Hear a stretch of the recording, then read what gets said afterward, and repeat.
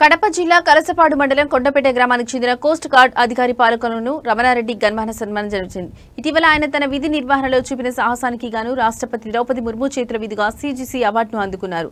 ఈ సందర్భంగా YSR Congress party senior నాయకులు మాజీ ప్రభుత్వ సలహాదారు పోతిరెడ్డి నాగార్జున రెడ్డి ఆయన స్వగ్రామంలో రమణారెడ్డిని ఆయన తల్లిదండ్రులు నారాయణ రెడ్డి వీరమ్మలను సన్మానించారు.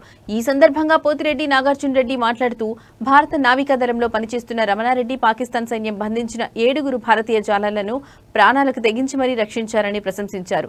రమణారెడ్డి వంటి తెలుగు వ్యక్తికి రాష్ట్రపతి అవార్డు రావడం, ఆయన తమ జిల్లాలో జన్మించడం తమ అందరికీ గర్వకారణమని పేర్కొన్నారు.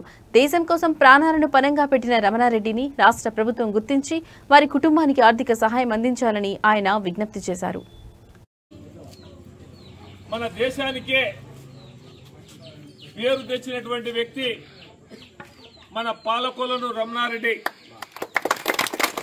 ఎందుకంటే దేశ రక్షణ కోసం దేశానికి సంబంధించి ఈ రోజు మనము అందరం కూడా చల్లంగా నిద్రపోతున్నా పనులు చేసుకుంటున్నామంటే భారతదేశానికి ఎల్లవేళలా కంటికి రెప్పలా కాపాడుతున్నటువంటి మనకు త్రివిధ దళాధిపతులు ఉన్నారు.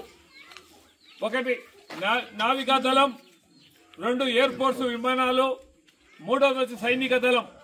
వీళ్ళు అహోరాత్రులు మనకు పక్కలో బల్యంగా తయారైన పాకిస్తాన్, మన దయాది దేశమైన పాకిస్తాన్ ఎప్పుడు కూడా మన దేశం పైన దండయాత్రలు చేయడం, దండయాత్రలు కాదు విద్రోహ చర్యలు చేపట్టడం, మనకి ఇక్కడికి టెర్రరిస్టులు పంపి మనల్ని అనామకులు చంపడం కూడా జరుగుతూ ఉంది.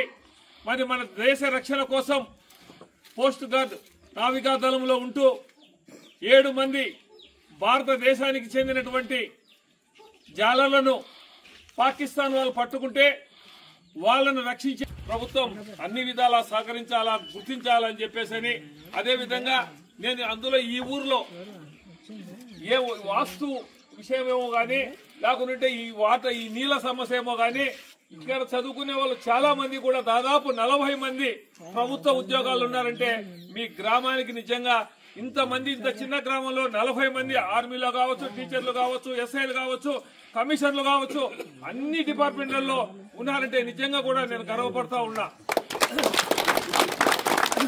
ఎక్కడ కూడా ఇంత చిన్న గ్రామంలో ఇంతమంది ఉద్యోగాలు చేసే నేను ఎక్కడ చూడలే. కాకపోతే కలసపాడు మండలంలో బ్రాహ్మణపల్లె తప్ప అక్కడ కూడా మంచి స్థానంలో ఉన్నారు. అన్ని గ్రామాల్లో లేదు.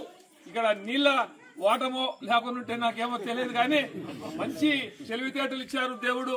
కాబట్టేసి ఇక్కడ ఉన్నటువంటి వాళ్ళకు కూడా చెప్తున్నా, మనం పుట్టిన సొంత ఊరిని, మన కన్న తల్లిదండ్రులను, మన దేశాన్ని ఎప్పుడైతే మనం గౌరవిస్తామో అప్పుడే సమాజం మనల్ని గౌరవిస్తుంది.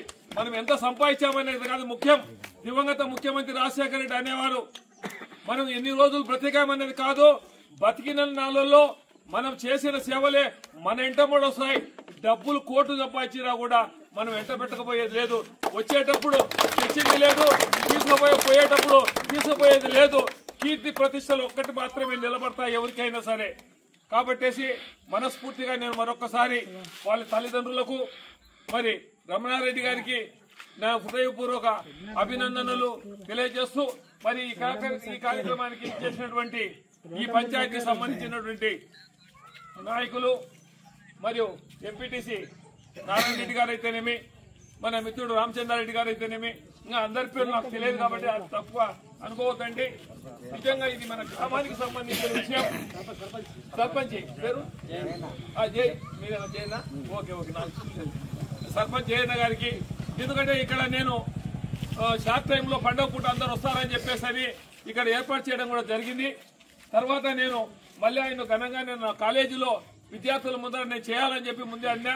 లేదు రామచంద్రారెడ్డి గారు ఖచ్చితంగా మీరు రావాలన్నా మా గ్రామానికి వచ్చి చేయాలని చెప్పి చెప్పడంతో మరి పండుగ పూట అందరూ ఉంటారని చెప్పి ఈ కార్యక్రమానికి రావడం జరిగింది. కాబట్టేసి మరొకసారి మీకు అందరికీ నా హృదయపూర్వక నమస్కారాలు.